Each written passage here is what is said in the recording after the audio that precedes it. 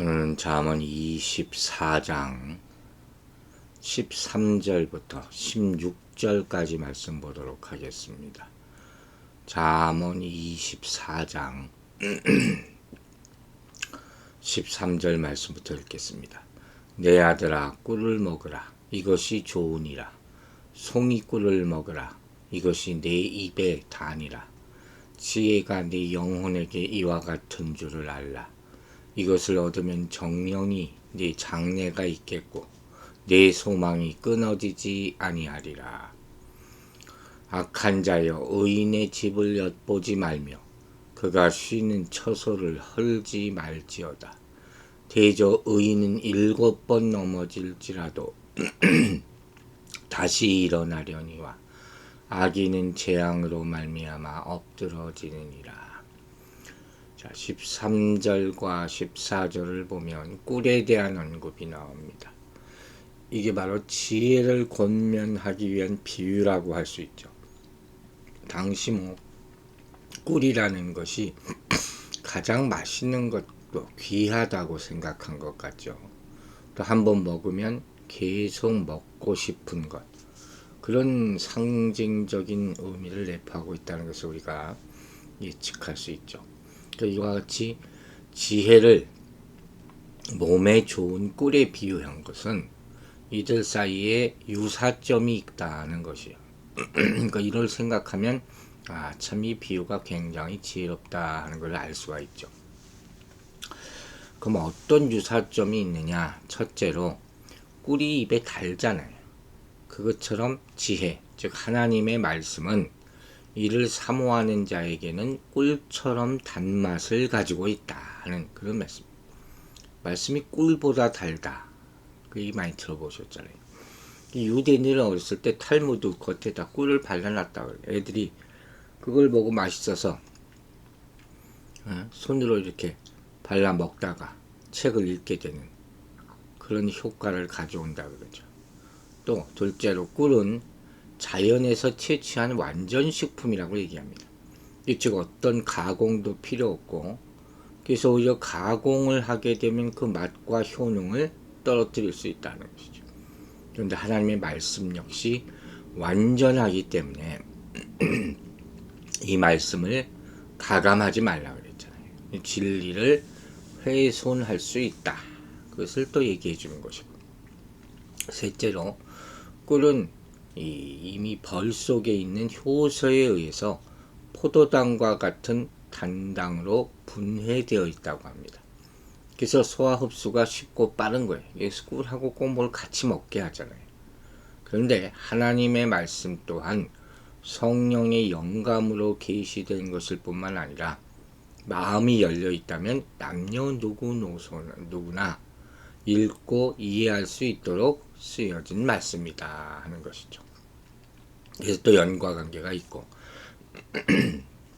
네 번째로 꿀은 먹으면 곧 흡수돼서 피곤한 몸에 힘과 에너지를 공급해 준다 하는 것이죠. 약과 똑같아요.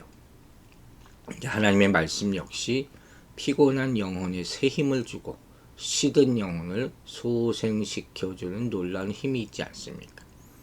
이와 같은 비슷한 연관관계를 가지고 있다는 것이고, 다섯 번째로 꿀은 풍부한 비타민과 미네랄, 또 효소 같은 것을 함유하고 있어서 면역력을 높여주고 나아가 고혈압이나 당뇨나 심지어 암까지 치료하는 놀라운 효능을 가지고 있다고들 말합니다.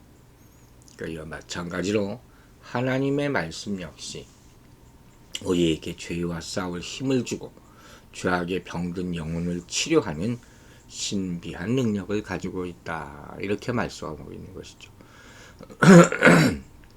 그래서 말씀은 우리를 죄와 사망으로부터 풀어서 구원과 생명의 길로 인도할 뿐 아니라 세상이 줄 수 없는 안식과 평강으로 뼈를 썩게 만들어놓은 여러 가지 질병으로부터 건강까지 회복시켜주는 능력이 있다. 치료학이죠. 그래서 14절 후반부터 이것을 얻으면 정령이 네 장래가 있겠고 네 소망이 끊어지지 아니하리라 이렇게 말하고 있는 거예요. 그런데 문제는 뭐예요? 세상 사람들은 꿀은 아주 귀한 줄 알아요. 근데 하나님 말씀은 이렇게 진리고 귀한 건지 모른다는 것이죠. 몇십 년 묵은 산삼, 이거 좋은 줄 알죠. 수천 년부터 많은 영혼을 살려는 말씀에 대해서는 참 무지한 것을 볼 수 있다는 것이죠. 그래서 몸에 좋다는 식품이나 약이 있으면 엄청난 돈을 들여서 해외에서까지 사가서 먹으면서도 항상 곁에 있으면서 은혜로 값없이 영생을 주시는 하나님의 말씀에 대해서는 무지와 경멸로 대하곤 한다. 이게 안타까운 것이죠. 이것이야말로 스스로 지혜롭다 하나 무지하기 짝이 없는 어리석은 모습을 보여주는 것이죠. 그러면 여러분, 이 땅 위에 그 무엇이 좋고 그 무엇이 귀하다고 하지만 하나님께서 주신 말씀이야말로 우리의 영혼은 물론 육신까지 살려줄 최고의 보배요 영약임을 알아야 할 것입니다.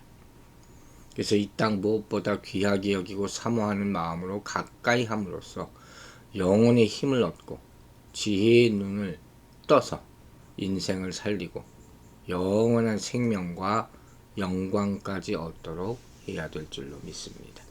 말씀의 귀함을 깨달으라 하는 그런죠. 15절을 보면 악한 자여 의인의 집을 엿보지 말며 그가 쉬는 처소를 헐지 말지니라 하는 것이죠. 의인과 악인의 비교가 여기 또 나오죠. 여기 보면 엿보다 하는 말은 별 좋은 말이 아니죠. 잠복하는 것을 숨어서 이렇게 보고 있는 것이죠. 마치 독사가 숨어서 기다리는 모습, 아주 용의주도하게 음모를 꾸미는 그런 모습을 묘사하고 있는 것이죠. 악인들의 전형적인 모습이라고 할 수 있죠. 악인들이 의인을 해치기 위해서 어떤 계교를 꾸미고 준비하는 것, 이런 음모와 시도는 절대로 성공하지 못한다는 그걸 강조하는 것이죠. 왜 이들의 음모와 이런 시도가 엿본 것들이 다 실패할까? 그 정답이 바로 성경에 나와 있습니다. 바로 의인은 아무리 넘어지더라도 다시 일어나기 때문이다. 귀한 말씀이죠. 즉 전능하신 하나님께서 의인들을 붙잡아 일으켜 주심으로 의인을 쳐 넘어뜨리려는 시도는 그 어떤 것도 성공할 수 없게 된다는 것이죠. 반면에 악한 자들은 오히려 이로 인해서 파멸하고 만다 그랬어요. 왜냐하면 그 이유가 있어요. 바로 자기가 판 웅덩이에 자기가 빠지고 그 잔해가 자기의 정수리로 돌아가는 것이 하나님의 섭리고 이치기 때문이다 하는 것이죠. 이렇게 하나님은 또 악한 자들을 치실 때 또 다른 악한 세력을 사용하기도 하신다는 거예요. 이제이라는 말도 있잖아요. 오랑캐로 오랑캐를 무찌른다. 병법에 나와 있는 말이죠. 그래서 성경에도 악인이 악인을 죽일 것이다. 이렇게 말하고 있는 거예요. 즉 말하자면 독사가 자기 독에 스스로 찔러 죽는 거죠. 아니면 더 큰 독사에게 잡아먹히는 그런 셈이다 할 수 있는 것이죠. 성경을 보면 또 역사의 기록을 보면 이러한 예를 무수히 많이 발견할 수 있어요. 이게 참 특이한 거예요. 성경에도 정말 많이 나오는 거예요. 먼저 애굽왕 바로, 이 애굽왕 바로가 어떻게 합니까? 이스라엘 백성들을 진멸하기 위해 나름대로 많은 꾀를 꾸미잖아요. 근데 오히려 이로 인해서 이스라엘 백성은 구원받게 되고 애굽은 여러 가지 재앙으로 말미암아 엄청 큰 피해를 입게 되는 그런 장면이 출애굽기에 나오고 있어요. 또 우리가 잘 아는 사울왕, 이 사울왕은 다윗을 해치기 위해서 수없이 많은 계략을 꾸미고 시도했습니다.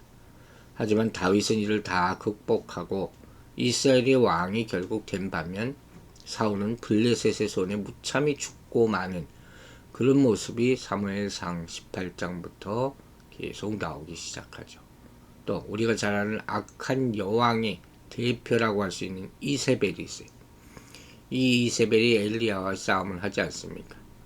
이 결국을 보면 엘리야는 불병거를 타고 승천하지만 이세벨은 예후의 손에 잔인하게 죽고 마는 그런 모습이 열왕기상 19장에 보면 자세히 나오고 있어요.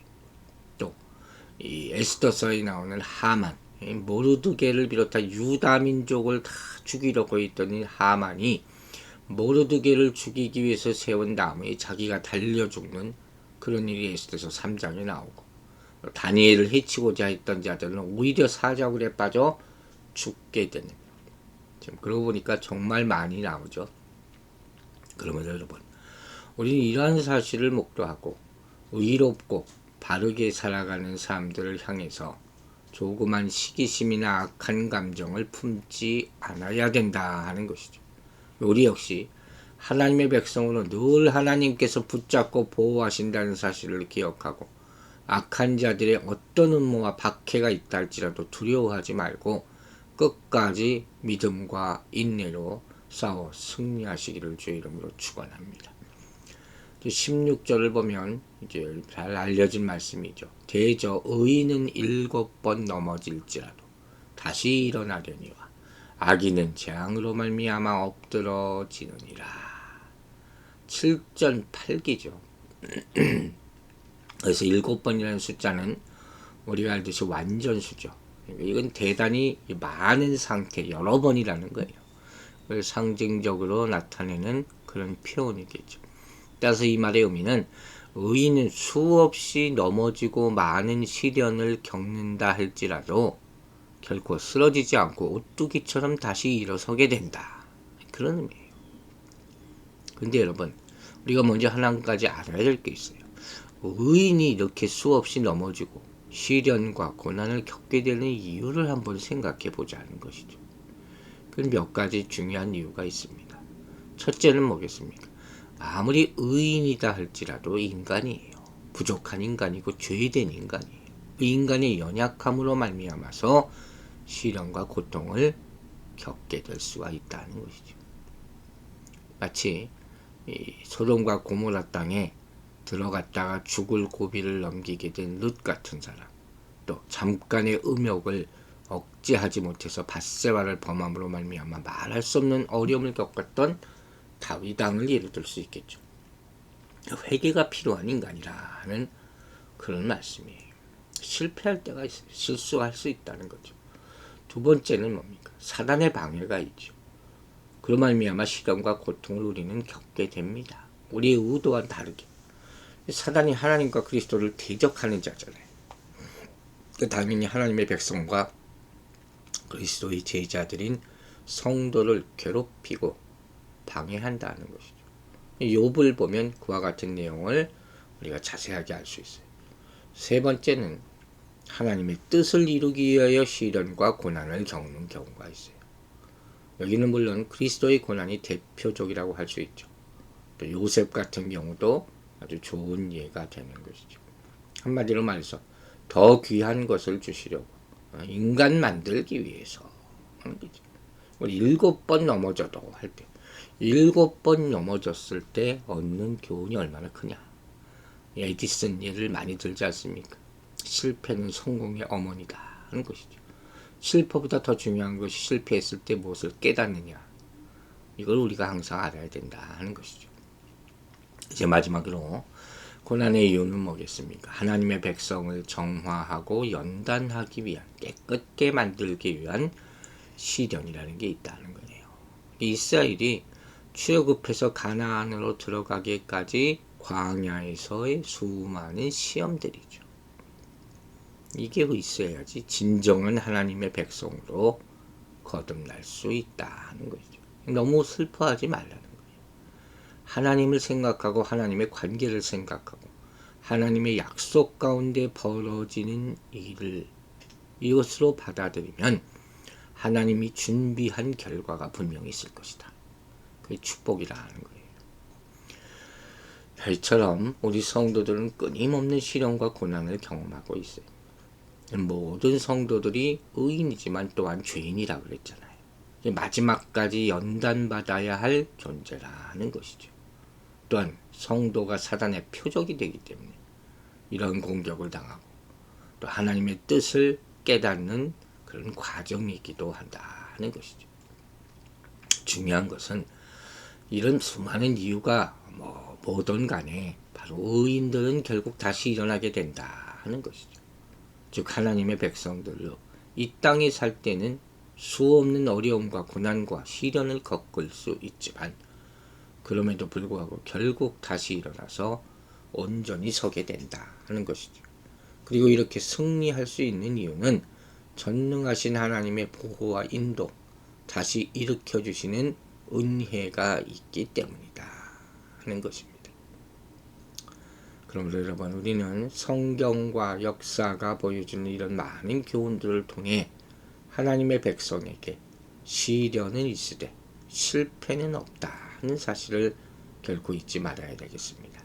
그래서 어려움과 고난이 올 때마다 내 잘못 때문이라면 겸손히 회개하고, 사단의 방해 때문이라면 믿음으로 맞서 싸우고, 하나님의 뜻과 연단이 있는 것이라면 감사로 받아들여야 할 것입니다. 그러므로 시련을 통해 더 성화되고 결국에 가서는 사단의 활방을 넘어서 하나님의 뜻과 영광을 드러내는 믿음의 존재로 살아가게 되기를 주의 이름으로 축원합니다. 기도하겠습니다. 아버지 하나님, 이 아침에도 주님께서 꿀과 같은 말씀 주심을 감사드립니다. 이것이 우리에게 양약이 되고 치료제가 되게 하여 주시고, 우리의 어지러움과 또 우리의 모든 문제들을 해결하는 열쇠가 되도록 지혜의 말씀, 꿀과 같이 단 말씀을 매일마다 공급하여 주심을 진심으로 감사드립니다.